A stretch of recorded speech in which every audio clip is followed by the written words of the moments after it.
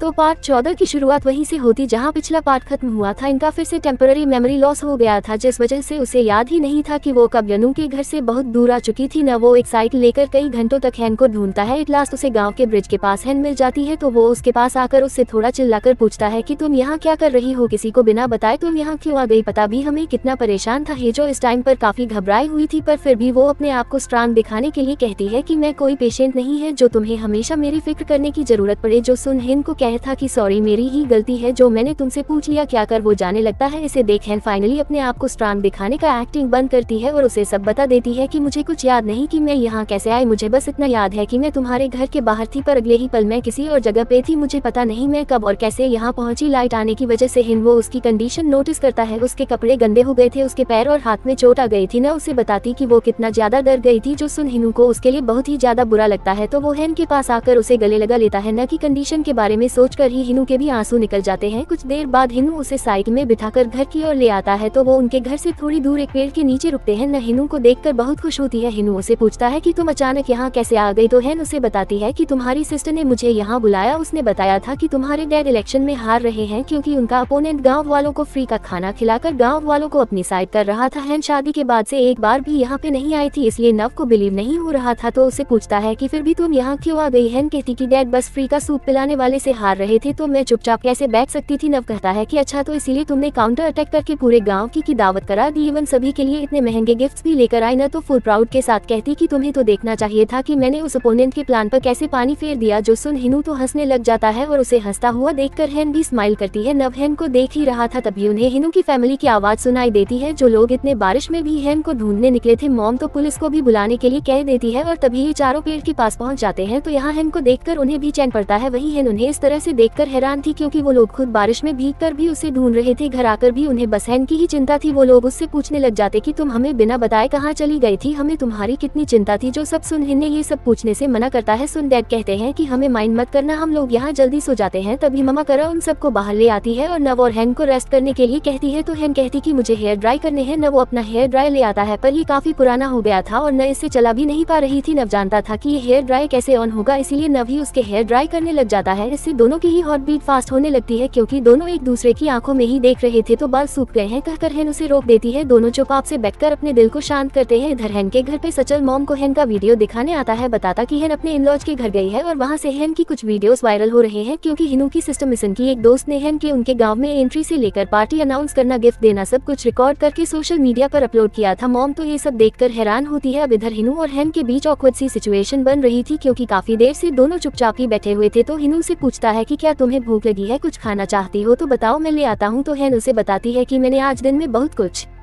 खाया था, जिससे फ्लैशबैक शुरू होता है आज दोपहर का, जब हिनू की मॉम एंड गांव की सारी लेडीज हैन की खातिरदारी कर रहे थे और किसी ने हैन के लिए तरह तरह के डिशेस बनाकर लाए थे और ही ने उन सभी का खाना भी खाया था, जो सभी मिशन की दोस्त ने रिकॉर्ड करके पोस्ट किया था। सभी लोग उसे बहुत प्यार से खाना खिला रहे थे। हैन भी बहुत खुश होकर सभी के खाना खा रही थी, जो सब देखकर हैन की मम कहती है ये सब हैन के लिए कितना अनकंफर्टेबल था और हैन इन सभी का लाया हुआ खाना क्यों खा रही है, वो भी इतना मुस्कुराते हुए। तो इन वीडियोस पे 3 लाख से भी ज्यादा व्यूज आ गए थे। न कि मम अपने पीआर टीम से इस मैटर को हैंडल करने के लिए कहे हैं। इधर हैन बताती कि मैंने आज बहुत सारा खाना खा लिया है, पता नहीं मेरा वेट भी बढ़ गया होगा। हैन उसे बताने लगती है कि उसने क्या क्या खाया था। तभी नव उसके हाथ का चोट देखता है। न को अपने पैर में भी दर्द होता है, क्योंकि उसके पैर में भी लगा था। इधर हॉल में हिनू की पूरी फैमिली बैठकर मॉम कहती कि लगता है उन दोनों के बीच अब सब कुछ ठीक है, इसलिए कोई भी उनके सामने डिवोर्स की बात नहीं करेगा। देन वो उन सबसे पूछते कि कहीं तुम में से किसी ने बाहर के किसी पसंद को इस बारे में बताया तो नहीं है। यिनते और मिशन कहते कि हमने तो नहीं बताया, पर यहाँ डैड ने अपने ही एक पड़ोसी दोस्त को बता दिया था। जो सुन मॉम तो उन पर काफी गुस्सा करती है। डैड कहते हैं कि डोंट वरी, वो किसी को नहीं बताएगा, मैं तो बस उसे इस मैटर में कंसल्ट करने गया था, क्योंकि वो शादियों के मैटर में एक्सपर्ट है। पर मॉम डैड को अभी उस पड़ोसी के पास जाने के लिए कहती है, ये जानने के लिए कि कहीं उसने तो किसी और को नहीं बता दिया। डैड तुरंत आ जाते हैं अपने दोस्त सॉन्ग के पास, जहाँ सॉन्ग उन्हें बताता है कि मैंने किसी और को नहीं बताया, मेरी मॉम को छोड़कर। जो सुन डैड शॉक्ड हो जाते हैं, पर सॉन्ग बताता है कि तुम तो जानते हो कि मेरी मॉम हमेशा बातें भूल जाती है। इसका नमूना हमें अभी दिख जाता है, क्योंकि सॉन्ग की मॉम मिस्टर बेक को अपना हस्बैंड समझ रही थी, अगले ही पल वो अपने बेटे को नहीं पहचान रही थी। मतलब उनकी की मेमोरी आती जाती रहती है। लिए सॉन कहता है कि चिंता करने की जरूरत नहीं है, मेरी मॉम की जैसी कंडीशन है वो तो कब भूल चुकी होगी न। सॉन पूछता है कि नवो और हैन में सब कुछ सही चल रहा है ना। डैड बताते हैं कि हाँ बिल्कुल सही चल रहा है, आज देखा नहीं कि ऐसे मुझे सपोर्ट करने के लिए अचानक से हैन आ गई। इसका मतलब साफ है कि वो दोनों अभी भी एक दूसरे से प्यार करते हैं और उनके बीच सब कुछ सही है। इधर हिन वो हैन की चोट पर बैंडेज लगा देता है, देन उसके हाथ में भी जो लगा था उसे क्लीन कर देता है और उसे कहता है कि तुम्हें कहीं भी अकेले नहीं जाना चाहिए क्योंकि तुम हमेशा अपने आप को हट कर लेती हो। बड़े प्यार से उसके जख्म पर मेडिसिन लगा रहा था। न अपने हाथ की रेखा देखकर कहती है कि मेरी लाइफलाइन कितनी छोटी है। न पूछता है तुम कब से इन सब पे बिलीव करने लगी। एन कहती नहीं करती, पर मुझे ये देखकर अच्छा नहीं लग रहा है कि मेरे हाथ में भी मेरी लाइफलाइन इतनी छोटी क्यों है। वैसे भी मैं टर्मिनली इल हूँ और मेरे हाथ की लाइफलाइन भी इतनी छोटी है, दोनों का मतलब सेम ही है। जो सुन नव थोड़ा जोर से कहता है कि तुम्हें कुछ नहीं होगा, तुम टर्मिनली इल नहीं हो, तुमने ही तो कहा था कि तुम कोई पेशेंट नहीं हो, तुम्हें पूरा भरोसा था तुम ठीक हो जाओगी, तुमने ही तो कहा था कि गॉड तुम्हारे साथ है और कोई ना कोई मिरेकल जरूर होगा और तुम ठीक हो जाओगी। तुमने जो यूरोप का बेस्ट मेडिकल सेंटर ढूंढा है, तुमने कहा था वो डॉक्टर सब कुछ ठीक कर देंगे, फिर तुम पूरी तरह से ठीक हो जाओगी। एन कहती मैंने ये तो नहीं कहा था कि वो लोग मुझे पूरी तरह से ठीक कर देंगे। तो हिनू कहता है कि मैं बस ये कह रहा था कि वो लोग अपने फील्ड में बेस्ट है तो वो लोग तुम्हें कम्प्लीटली ठीक कर देंगे। अब हिनू के इस बात से है इनके साथ हमें भी समझ आ जाता है कि नबू भी चाहता है हैन पूरी तरह से ठीक हो जाए। तो ये सुन हैन काफी हैप्पी होती है एंड उससे पूछती है क्या तुम ट्रीटमेंट के दौरान मेरे साथ चलोगी। ये सुनते ही नव रुक जाता है, कहती कि ऐसा नहीं है कि मैं अकेले जाने में डर रही हूँ, पर क्योंकि सिर्फ तुम ही जानते हो मेरे बीमारी के बारे में। नव पूछता है क्या तुम सच में चाहते हो मैं तुम्हारे साथ चलूं। तो ठीक है मैं तुम्हारे साथ चलूंगा। तो सुन हिन बहुत खुश होती है। तो हिनू उससे पूछता है कि क्या तुम्हें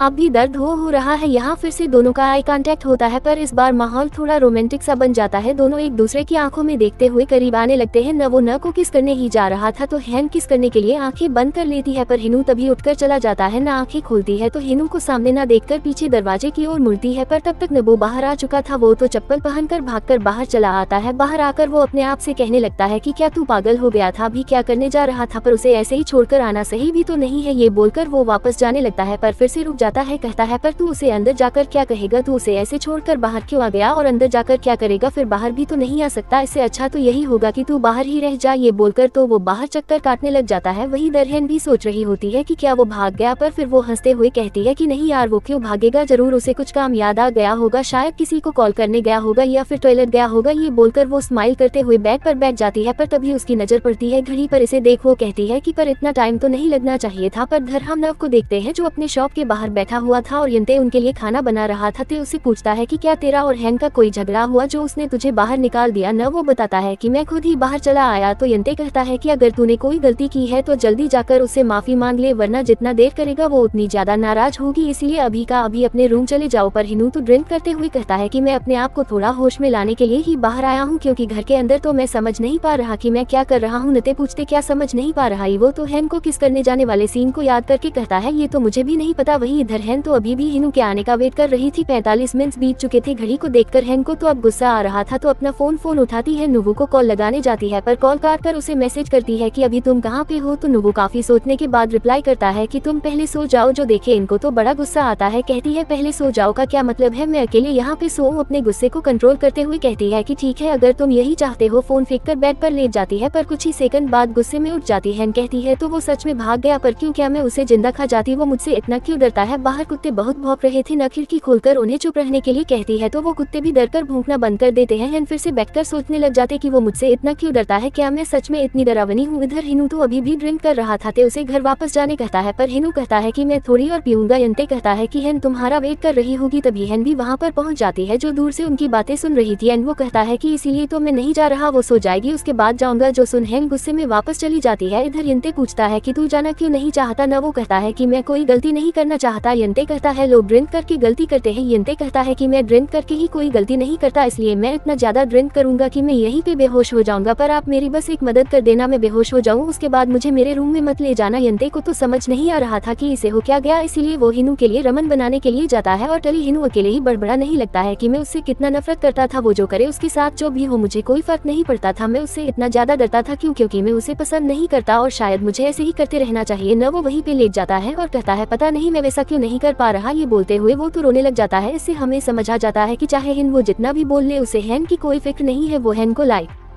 नहीं करता। पर सच तो यही है कि दोनों एक दूसरे से अभी भी उतना ही प्यार करते हैं जितना पहले करते थे, जो ये दोनों खुद भी जानते हैं, बस एक दूसरे को वो प्यार एक्सप्रेस नहीं कर पाते। तो उसी के साथ पार्ट 14 का एंड यहीं पर होता है। वीडियो पसंद आए